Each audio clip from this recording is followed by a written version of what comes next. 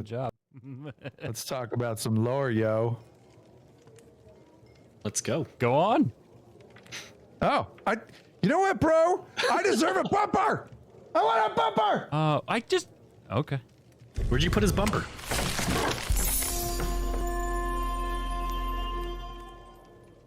It's so magical when the bumper's in place. I love it. There you go, Tucker Nuts. You're such a prima donna. I know. It's such a prima donna. It's like reading Rainbow right before he starts talking. That rainbow.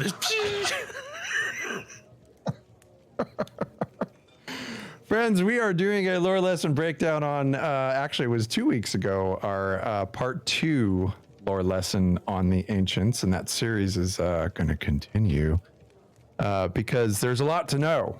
There's a lot to learn about the ancients.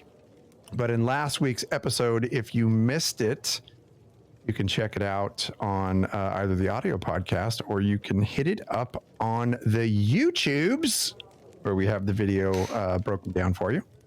But tonight, we're going to talk about the foray that we had, the expedition, if you will, into Weaver's Fen and a bridge known as the Vega Bridge. Now, Vega, as you know, or may not, Vega is the brightest star in the constellation Lyra. And straight from a lore page called Starcross Meeting, Lyra shines luminously tonight over the bridge. So there's some stuff to talk about here. I think we're gonna touch on a few things. The first thing is, why the hell is that bridge there? Why the heck would they have made that bridge? It does span. If you've been down into Weaver's Fen, you kind of see where the bridge goes. It spans across the swamp, but it goes deeper. And the questions that we want to answer is, who actually constructed that bridge? Was it the Ancient Guardians? Can you go? No, go ahead. I don't know. Do I lean in? I don't know. You have you leaning in. run-ins. Yeah, that's my cue. Have you picked up on that? Yeah, you have. All right. I think it's the Ancient Guardians. Here's the deal. I'm kind of getting to the idea. I think the Ancients were douchebags. And I think that they forced people against their will, completely changed them into the Ancient Guardians, and that was AKA their army. I also think that these guys were hiddenly just as evil as the rest of us Jokers who are on the island, for our own purposes. And I think that they totally enslaved these, whoever arrived at the island during the time they were there, and they were forced to do their bidding. One of those would be building these bridges. And I like the concept of thinking of them as evil, just like everything else, right? Because you think of ancients, excuse me, when you think of ancients, you think of, and they're blue in color, right? So they almost seem like they give off a regal appearance. They've got some armor on and stuff, but in reality, I don't think they are. And I agree with you. I really think that they, like the priest that went back to get at the very beginning of the game in the first cutscene when he sent back, we have no idea if he was actually there for helping or if he was there to bring more souls to the island so they could take them over for their armies. Maybe they're replenishing their armies. Maybe because the map is going to grow, they need more bodies, more souls there to defend the ancients and defend what they're trying to keep away from whatever. So in essence, they're drawing you there with what you can get on the island to make you part of the island to defend it. Pretty cool concept. Yeah, for me, maybe it's more fundamental for me. What are they trying to get over? Right? They're this being that obviously supersedes who we are as gamers, but they've built a bridge from where to where, and why do they have to build a bridge? So for me, it's what are they trying to get over? What was the, I guess, tactical or strategic reason behind what they created? Whoever it was, whether it's the ancients or the point that's being debated. Why? Well, perhaps, and we're going to get into a little lore page here, but perhaps there really is no reason for them to have built that bridge other than showcasing their grandeur. Because look at every single thing that depicts the ancients in the entire game. It's all adorned with what? Statues of the ancients, of them. So, I mean, how how stuck up is that? You know, I mean, they must have, you know, certainly thought of themselves as the ultimate power. And they basically, I don't know, for all intents and purposes, maybe it's like a dog. They just wanted to like pee on every little corner of Aeternum to show that, you know, that's mine. This is mine. That's mine. Mine. And mine. And it really leads us into this lore page reading. This lore page is called The Road. The rattle of bone, a watchful eye, their humanity removed, their death denied. I see it. I see a giant stone statue being marched slowly but surely down the path. The same beings, those of 4, guide us down the long and mystic road. The giant statue is carved in their image. Those who move the statue are trapped in servitude, unable to deny or disobey, for what has been taken from us cannot be restored, and what has been given to us cannot be returned. I hear them sing songs as they move the massive stone, and the melodies ring in my ears like a bittersweet memory I never had. I immediately think like Egyptian slaves, right? Like, Yeah. right? Oh, nice pull. Like carrying the stones on their backs and being beaten as they're building in servitude That was a of thing. the ancients, right? Yeah, that's a great parallel.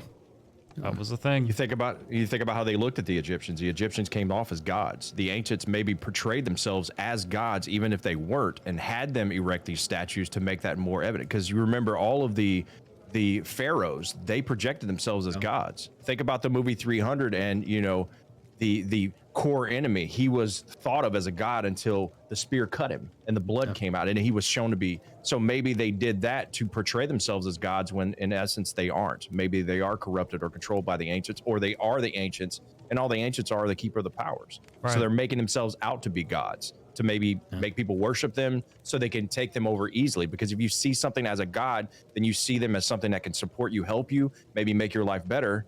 They use that in manipulation to get you to believe in them. We're the ancients. We're the just. We're the come here, dumbass. We're going to take your soul, and make you carry these rocks. You know what I mean? Yeah. And it's a good concept.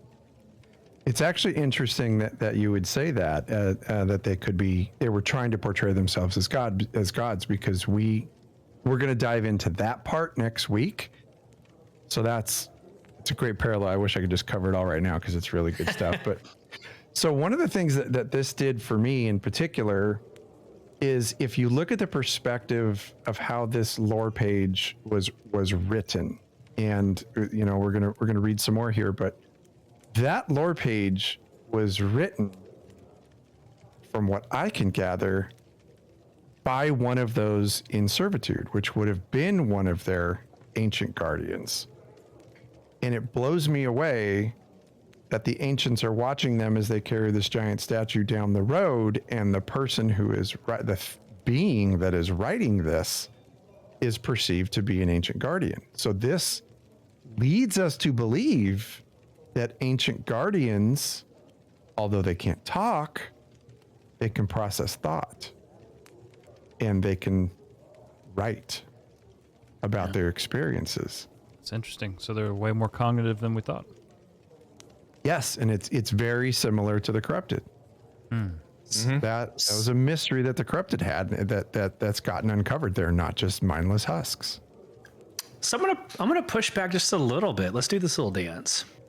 I think if you read like the last sentence, he talks about them in the third person, almost as if he's not one of the enslaved. I hear them sing songs as they move the massive stones, and the melodies ring in my ears. And it's almost as if he's talking about, you know, those who move the statues are trapped in servitude. Not really the people of themselves, but those that are moving the statues.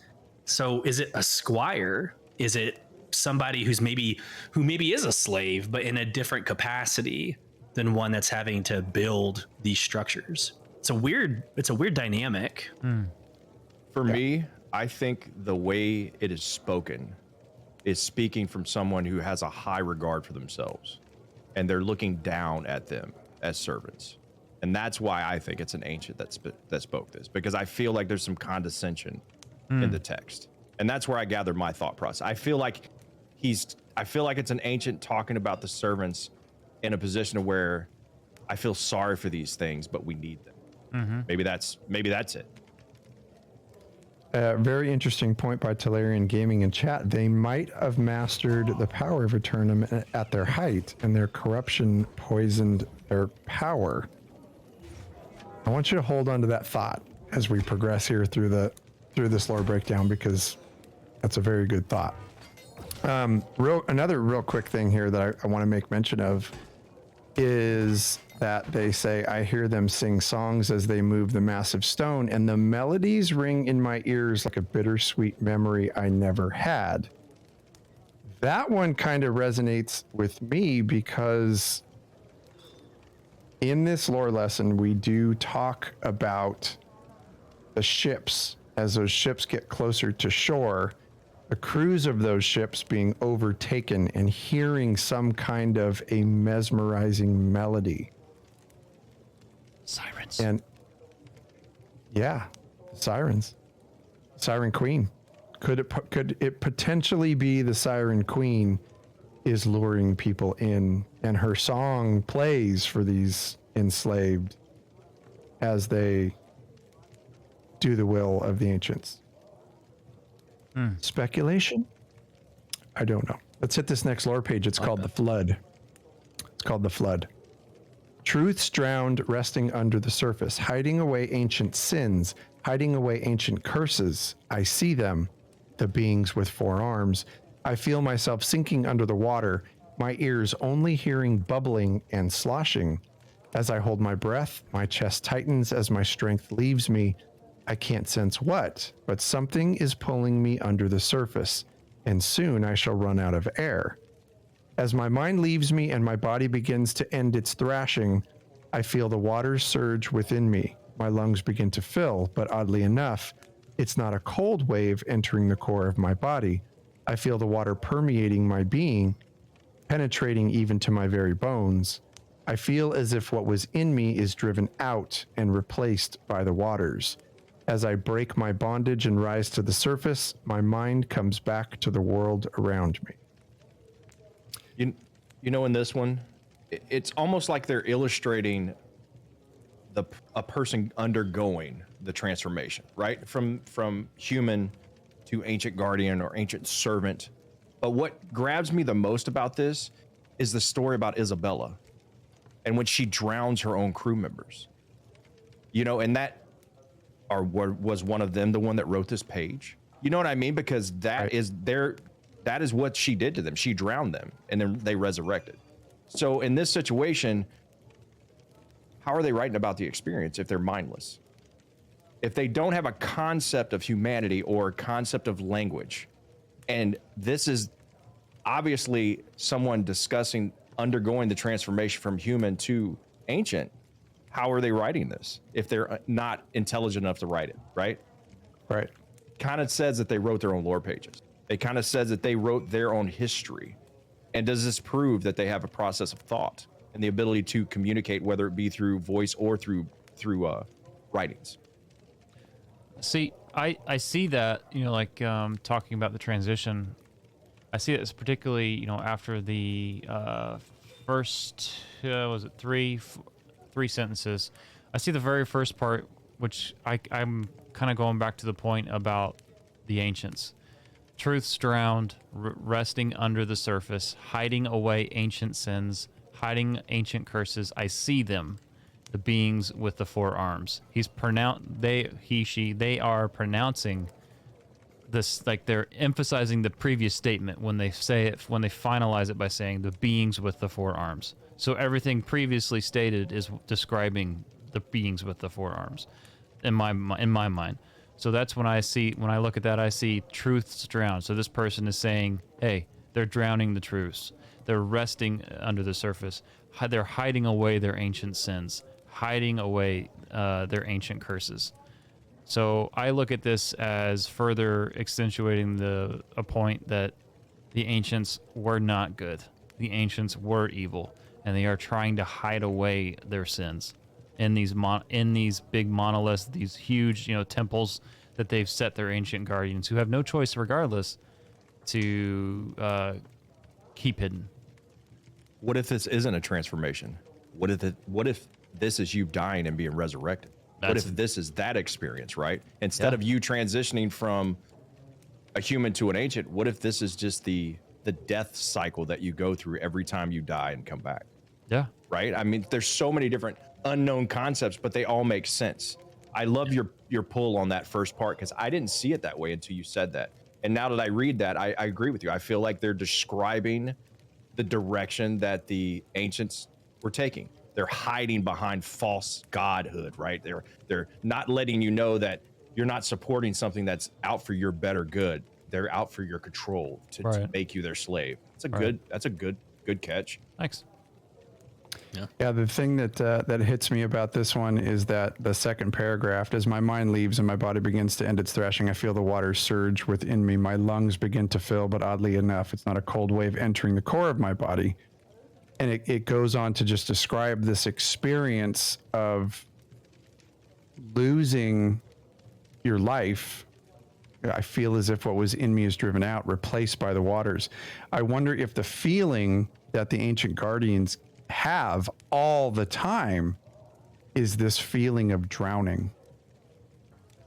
You know, I think of that and like it, and that makes me like clam up, like, oh my God, I could not imagine that feeling of drowning at all times. And maybe that feeling is what continues to drive them into this eternal servitude that the ancients had on them all the time. Maybe that's what drives them to carry these giant statues across the landscape, because maybe there's a promise of that feeling going away eventually. Right. And Tolarian Gaiman made a good point. Could be like in Canada, Oak Island. They built the bridge, then flooded the entire area of the fen, to hide something secret while leaving the bridge to distract the area. So the bridge is just there to get you to think there's something else, because they're trying to make you focus on the bridge and not what they're actually trying to hide, right? So all these big structures might have been erected just to make you wonder what they are and not look right below your feet, or if the enemy's right in front of you, you're too busy looking at the big structure and not the little thing, right? Yeah. I love that. I absolutely love that, because that just crossed my mind. What if this part of the island was underwater? Right? Like what if back in the day when the bridge was built, none of that existed? The marshlands didn't exist. Weaver's Fen didn't exist, but they had to have a bridge to cross the water. And now something rose it, Yeah. and now it's above ground, which is why it's marshy, and you can stop complaining. Hey, Zeus, I'm talking to you. Yeah. It's okay that you have to slow down and walk the roads. Stop complaining about the water. It's I love the thought. I love the theory about the deflection, from something greater. And the next lore page kind of ties into that a little bit, where perhaps the tower that I'm about to talk about. I mean, if you think of one tower, there is absolutely one tower in all of Aeternum that everybody can recognize. Perhaps this tower is also deflecting to get everybody's attention, but deflecting away from the true evil. So I'll read this. This is actually available from Gildan of Morningdale, and it's called The Tower. A darkened sky akin to night, stars above and a blinding light. I see it. I see the giant obelisk in the distance. The night sky is dotted with stars, and I wonder what is beyond them. Perched on high at the top of Vela, my vision blankets all of Aeternum, and the watchtowers dot the landscape like spires from the earth. But something is wrong. The energy, it seems to gather into a massive orb, summoning a power I have never seen before, and at the apex of its growth, it explodes. The obelisk shatters, sending a shockwave all over the island that rocks me to my core. I fall over and try to fix my vision on the burst of light and energy that reminds, and what I see shocks me. Frozen in space, frozen in time. The obelisk stands shattered but still together, destroyed but not. Trapped in a single moment, and that explosion, that shatter, echoes in my head. This to me is the mystery. Like, I can wrap my head around the eastern flare of Ebon Rock, or Ebonscale Reach. I can wrap my head around maybe an Egyptian flare of the ancients, but the obelisks are are the only otherworldly thing that like I truly feel has to be explained. It's coming from somewhere. It's what got you to the island. It's what crashed your ships. It's what got you there. And that is the first thing that you really see as a landmark as a gamer. It puts you there. There's an expedition there that you go through. But I don't think it's a deflection, quite honestly, Cash. I truly think like that is the true source of all the evil that's going on this island. I think it's almost like a capsule, right? Like I think it's able to communicate. It's a source. It's almost as if what causes the disruption around it. So I truly think that is the source of the mystery here, in my opinion. It's definitely the culmination of the power. And I think when that blew up, something happened. I think that could be that exploitation of the Azoth, the experiments that the ancients were said to have been doing with the Azoth. I think that was like, whoops, we done broke it. and that was it. What about the big round balls that we always talk about, right? We always speculate they might be power sources, they might be batteries. What if they were propelled out to the world when the Obelisk was exploded? And what if they are something more, right? What if they're something that has a corruption to it? Like maybe it's a seed, right? Maybe it's something that internally gives off that energy to slowly transform you in. Maybe it's part of that because they're randomly placed, but they're in specific spots, right? And they're if I'm going to go in game after this and I'm going to look at the lay of these balls and see if I can figure out if they are in a circle, half circle, or anything like, because I want to see a projection of that. You're going to look at the lay of the balls? Lay of the balls. Manscaped. Loreseekers, 20% off. No, I love that you brought that up because, yeah, you run by them all the time, and some of them are massive, some of them are smaller, but they're all inset into the ground as if these heavy things once were in the air and landed in the ground and inset themselves into the ground. And I don't know what they are. My speculation from where we have seen them is still, like you said, I truly believe that those giant cubes of looks like cement rock, I really think that those held large amounts of Azoth at one point. They're round, cubes are squared, right? They're round cubes. Did I say that? It's a cube, and I got confused as hell because I was like, wait, I've been using that word wrong the whole time? Okay, good. I meant sphere. You're smart. You're the smart one here, so I wanted to make sure I hadn't been calling it that wrong the whole time in my entire life. Apparently not. Yeah, so... Anyway, that's my thought. Any closing thoughts, friends, on breaking down the lore? We went a little deep there, so I think again to repeat what was said earlier, I think it's really awesome that AGS, the New World writers, can literally go any direction they want to, and it's all valid. It's all valid. Like right now, we're so in the infant stage of this story. They can make it as big as they want, and we're along for the ride. Every single angle we're looking at this is exciting. It doesn't matter if it's the Obelisk versus the Ancients. It's all exciting.